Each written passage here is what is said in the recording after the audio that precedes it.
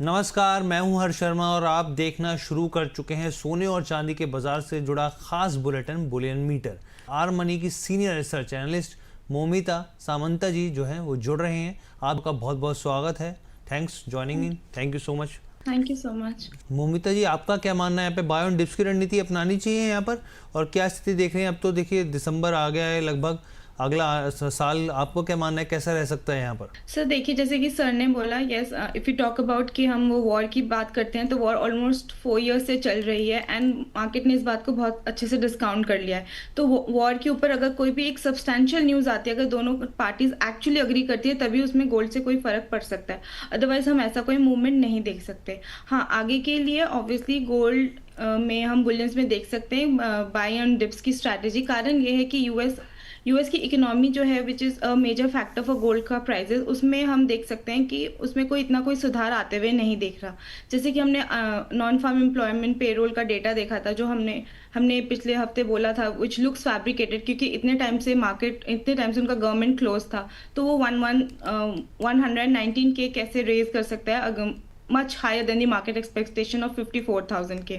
तो उसी तरीके से अगर हम देखते हैं कि अब आज जीडीपी का डेटा आने वाला है और रिटेल सेल्स का जो कल डेटा आया वो भी 0.2% आया, much lower than the market expectation and previous months 0.4%। तो इससे हम देख रहे हैं कि यूएस इकोनॉमी जो है there is no upside yet to be seen in the US economy. और डॉलर इंडेक्स में हम देख रहे हैं वो 100 के पार किसी तरीके से गया था, बट ओवरऑल जो सिनेरियो है वो स्टिल अभी सेलिंग साइड में ही दिख रही है। आज भी वो ऑलमोस्ट 100 से नीचे आ चुका है। तो इसलिए हम देख सकते हैं कि बुलियन में जो है अपसाइड ही रहेगा इन दी कमिंग डेज। ठीक है, अपसाइड ही रहेगा इन अपकमिंग डेज, यहाँ पर ये मैम का मानना है यहाँ पे। अच्छा मोमिता जी, जो हम लोग देख रहे थे येन कैरी जो ट्रेड को लेकर अनवाइंडिंग की स्थिति बनती हुई दिख रही थी, उसको लेके ग्लोबल में एक थोड़ी के हल्कों में थोड़ा सा तो ज़रूर दबाव देखने को मिला। आप इसको कैसे देख रहे हैं, क्या मान के चल रहे हैं इसको? अगर इसका स्थिति और ज़्यादा बढ़ती है तो बुलियन मार्केट पे क्या इम्पैक्ट हो सकता है इसका? सर देखिए, अगर जो माइनिंग की बात होती है, जो हम सिल्वर की माइनिंग की हम देखते हैं, सिल्वर माइनिंग में एक बहुत प्रेशर है, क्योंकि इंडस्ट्रियल ग्रेड की माइनिंग के लिए बोला जा रहा है। क्योंकि जो हम देख रहे हैं, जो हमारी एक्सचेंजेस है, इंटरनेशनल एक्सचेंजेस है, वहाँ पे अब डिलीवरी लोग लेने लग गए हैं। क्योंकि कारण क्या है, nobody wants to settle for cash, mostly अब डिलीवरी के लिए जा रहे हैं। और उसके चलते हम देख रहे हैं कि जो ऑलरेडी सिल्वर जो है वो डेफिसिट में चल रहा है सप्लाई चलते। सिल्वर डेफिसिट सप्लाई में है और वो ऑलमोस्ट 5 ईयर्स से है, और क्यूमुलेटिवली अगर देखा जाए तो 820 मिलियन आउंस की डेफिसिट में है। तो अगर जो माइनिंग है, सिल्वर की माइनिंग जो है इंडस्ट्रियल ग्रेड के ऊपर, जो अगर, क्योंकि इंडस्ट्रियल जो डिमांड है वो बढ़ रही है, अगर उसको नहीं अच्छे से बढ़ाया गया या जिस तरीके अगर, तो फिर और डेफिसिट बढ़ता जाएगा। इसलिए हम देख सकते हैं कि माइनिंग का प्रेशर रहेगा और इसलिए सिल्वर के प्राइसेस भी जो है इससे बहुत पॉजिटिवली अफेक्टेड होंगे। मोमिता जी, आपसे मेरा सवाल है कि भारतीय गोल्ड जो है ईटीएफ्स में एक इन्फ्लो जो है वो बढ़ता हुआ दिख रहा है। यहाँ पे इन्फ्लो बढ़ने के लिए आपका क्या मानना है? यहाँ पे जो अभी निवेशक हैं, क्या गोल्ड ईटीएफ पे दाव लगाया जा सकता है? ट्रेंड क्या कहता है? सर देखिए, गोल्ड ईटीएफ जो है वो प्राइसेस डिराइव करता है गोल्ड से। ठीक है, ये तो एक बेसिक बेसलाइन है। तो ईटीएफ्स भी इसीलिए बाय कर रहे हैं क्योंकि गोल्ड की ईटीएफ, जो वर्ल्ड गोल्ड काउंसिल के हिसाब से डेटा है, वो ऑल टाइम हाई पे है ईटीएफ बाइंग जो है। गोल्ड डिमांड भी जो है, ग्लोबल डिमांड भी है, वो 3% से अप है। कारण क्या है, मोस्टली इन्वेस्टमेंट के साइड से अप हो रहा है, चाहे वो ईटीएफ हो गया, चाहे वो म्यूचुअल फंड हो गया। अगर हम ज्वेलरी डिमांड की तरफ जाए तो ज्वेलरी डिमांड हाउएवर गोल्ड में कम होती जा रही है। अब ईटीएफ क्योंकि प्राइजेस वो डिराइव करता है गोल्ड से ही, तो हम gold as a base product देख रहे हैं कि वो आने वाले टाइम पे उसके प्राइसेस जो है हम अपसाइड ही देख रहे हैं, reason because of the given reasons जो हमने भी बात की थी।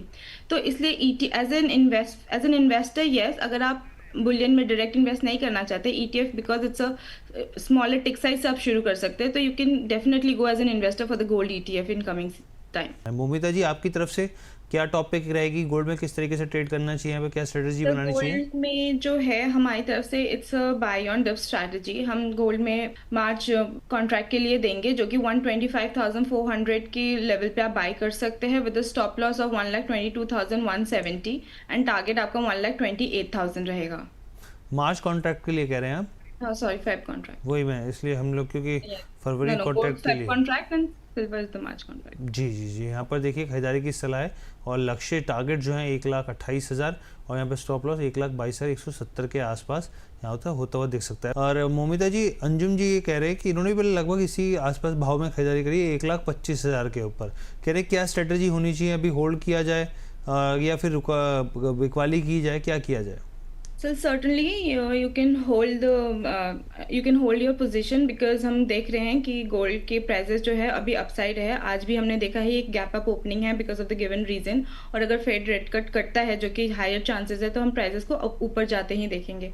तो आप सर्टनली इस लेवल पे आप होल्ड कर सकते हैं, और अगर आपके पास ज़्यादा लॉट है आप पार्शियल बुक करना ही चाहिए almost at the level of 127,000 और 1,27,000 to 1,27,500। एंड अगर उसके बाद आपके पास लॉट रहते हैं then you can certainly wait for this next level of 1,28,000। अच्छा मोमिता जी, एक चीज़ बताइए, क्योंकि हम लोग देख रहे हैं जो 10 ईयर्स की ट्रेजरी है वो यील्ड को अगर आप देखें तो वो एक महीने के लो पर है यहाँ पे, और डॉलर की बात करें ये भी एक हफ्ते के लो पर आसपास पहुँचता हुआ दिखा है। आज जो है यहाँ पे यूएस वीकली जॉबलेस क्लेम के आंकड़े भी आएंगे, तो कितना इंपॉर्टेंट ट्रिगर है ये? So all this three factors are really important for the bullions, क्योंकि जो हमारा बॉन्ड यील्ड है या डॉलर इंडेक्स है it is being watched by every investors. ठीक है, कारण क्या है, डॉलर इंडेक्स वो हमारे को एक्चुअली डॉलर का परफॉर्मेंस बताता है अगेंस्ट बास्केट ऑफ करेंसीज। उससे हमें पता लगता है कि डॉलर किस तरीके से परफॉर्म कर रही है, क्योंकि dollar is literally struggling to cross the path of 100 mark, और वो अभी फिर से 100 के नीचे आ चुकी है, 99 के आसपास कहीं चल रहा है। तो उससे गोल्ड ऑब्वियसली, क्योंकि हमें पता है कि गोल्ड और डॉलर जो है वो इन्वर्सली प्रोपोर्शनल है, क्योंकि अगर डॉलर नीचे आ रहा है तो it will obviously affect gold in a positive way. Gold और सिल्वर दोनों की बात करते हैं। बॉन्ड यील्ड भी उसी तरीके से हम देखते हैं कि वो 1 मंथ लो में है, और अगर ये this is almost at around 4.015%, और अगर ये 4% से भी नीचे जाता है it will again be a positive trigger for the bullions. और वैसे ही हम नॉन इनिशियल जॉबलेस क्लेम का डेटा है वो भी बहुत इंपॉर्टेंट डेटा होता है, क्योंकि इससे हमें एक्चुअली पता लगता है कि कितने लोगों को न्यू जॉब्स मिले हैं, कितने लोग जॉबलेस क्लेम करते हैं, तो कितने लोगों के पास जॉब्स नहीं है in the sense at that particular week में। तो जो कि एक्सपेक्टेशन है कि वो इस बार बढ़ के आने वाली है, तो अगर वो बढ़ के आती है दैट मीन्स हमारा यूएस इकोनॉमी है वो वीक होता जा रहा है, तो इसलिए ये भी एक पॉजिटिव ट्रिगर होगा बुलियन प्राइजेस के लिए। तो ऑल दिस फैक्टर्स अगर ये तीनों वीक होते हैं तो हमारे लिए पॉजिटिव फैक्टर होगा बुलियंस के लिए। अच्छा Momita ji, what do you think, where is the gold headed in 2026? Sir अगर gold in 2026 if this factors continue as they are, because जैसे कि यूएस इकोनॉमी की बात करी हमने, डॉलर इंडेक्स की आपने बात करी या यील्ड की बात करी, अगर ये ऐसे ही कंटिन्यू करता रहेगा तो we can obviously certainly we can already see the gold is heading towards 1,28,000 very soon. Once it cut that 1,28,000 the next target with easily be 132,000, वो जो कि हमने पीछे हाई भी देखा था ऑलमोस्ट 135 के आसपास।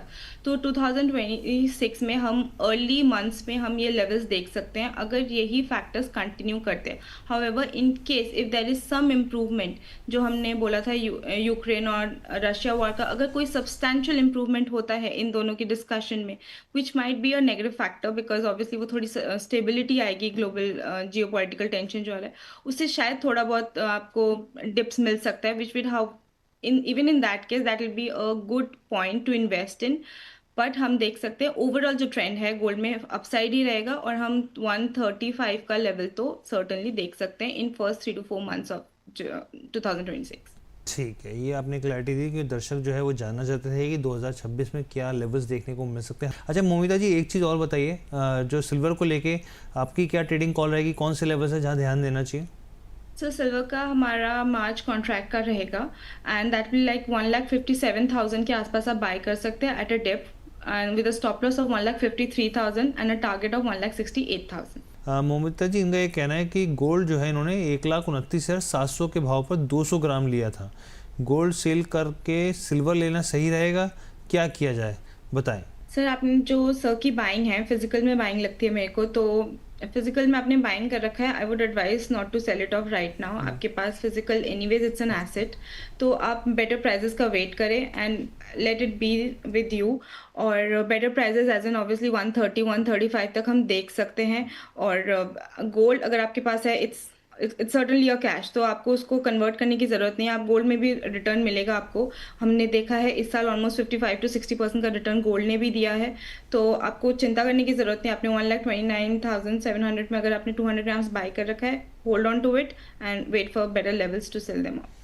ठीक है, तो यहाँ पे ये स्ट्रेटजी हो गई। लेकिन मोमिता जी, मुझे एक बार दर्शकों को हमारे दोबारा बता दीजिए, सिल्वर को लेकर आपने क्या ट्रेडिंग कॉल दी थी, क्योंकि कई सवाल इस तरीके के आ जाते हैं कई बार कि एक बार दोबारा रिपीट कर दीजिए, तो एक बार प्लीज़ शेयर कर दीजिए। सर सिल्वर में हम मार्च कॉन्ट्रैक्ट में कॉल लेंगे, 1,57,000 पे हमारा बाई होगा which is at a dip, and stop loss is 1,53,000 with a target of 1,68,000। Momita ji, आपका क्या मानना है यहाँ पर, जिस तरीके से चाइना की एक ज़बरदस्त बाइंग देखने को मिल रही है गोल्ड को लेकर यहाँ पर, और रशिया के देखने खबरें आ रही है कि बिकवाली कर रहे हैं गोल्ड में। सो देखिए, if we talk about Russia certainly needs money to back its war जो ये 4 साल से लड़ रहा है। तो ऑब्वियसली रशिया के पास काफ़ी रिजर्व है, तो वो इसको एट हायर लेवल्स पे अभी गोल्ड हम देख सकते हैं काफ़ी टाइम हाई पे है, तो वो उसको इन कैश ज़रूर करना चाह रहा होगा। बट हाउएवर इसका इतना इम्पैक्ट हम प्राइजेस में देखने को नहीं मिलेंगे, because China which is one of the largest consumer of gold and तो और वो उससे डबल वो बाइंग कर रहा है, तो almost this is moving towards positive for Boolean only. अगर बाइंग इतनी तेजी से हो रही है, ईटीएफ की मैंने आपको बताया कि उसमें कंटिन्यूस बाइंग हो रही है and it is at all time high, and global demand जो है वो भी 3% अप है इस साल as per the World Gold Council report. So all of these factors are positive. तो हम जो देखते हैं कि पॉजिटिव साइड ज़्यादा है and negative side is just 1 और 2 पॉइंट्स, तो इसको अगर हम वेटेज देते हैं तो उस हिसाब से हम देख सकते हैं जो पॉजिटिव साइड का वेटेज है वो ज़्यादा है, तो हम गोल्ड प्राइसेस को अपसाइड ही, यही कारण है कि gold prices bullion prices there is a consolidation, there is a profit booking जिससे कि थोड़ा डिप मिलता है, बट ओवरऑल ट्रेंड हम उसको अपसाइड ही देख रहे हैं। मोमिता जी, आप कैसे देख रहे हैं चांदी की इंडस्ट्रियल डिमांड को? सो चांदी की इंडस्ट्रियल डिमांड जो है विथ कमिंग टाइम हम बढ़ते हुए ही देखेंगे। रीज़न बीइंग जो हमारे जैसे हम देखते हैं कि अब सोलर पैनल के यूजेस ज़्यादा हो रहे हैं, ईवी का यूजेस ज़्यादा हो रहा है, चांदी का यूजेस जो है हम इंडस्ट्रियल डिमांड में हम ज़्यादा देखते हैं।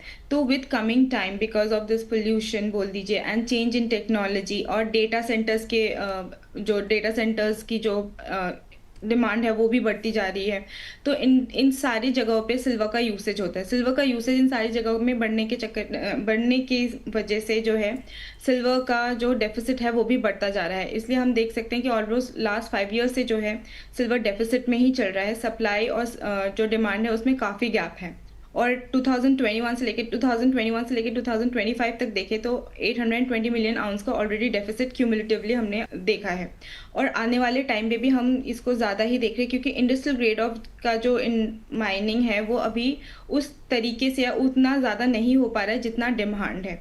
तो बिकॉज इसमें डिमांड और सप्लाई का इतना बड़ा इशू है, इसलिए हम देख सकते हैं कि सिल्वर के प्राइसेस भी in the coming time is positively get affected by this scenario. ठीक है, तो दोनों गेस्ट अमित जी और मोमिता जी, बहुत बहुत धन्यवाद आपका। मैम, आपकी तरफ से डिस्क्लेमर। जो भी कॉल्स है उसमें I do not have any investment in such levels. However, I have a jewelry business, so I have physical buying at different levels. So that is one disclaimer I would like to keep it here. And otherwise, yes, it's your call, it's your money. So you should always read all the documents carefully, just like we said. So that is it. Okay, thank you so much. आप दोनों का बहुत बहुत धन्यवाद हमारे साथ जुड़ने के लिए।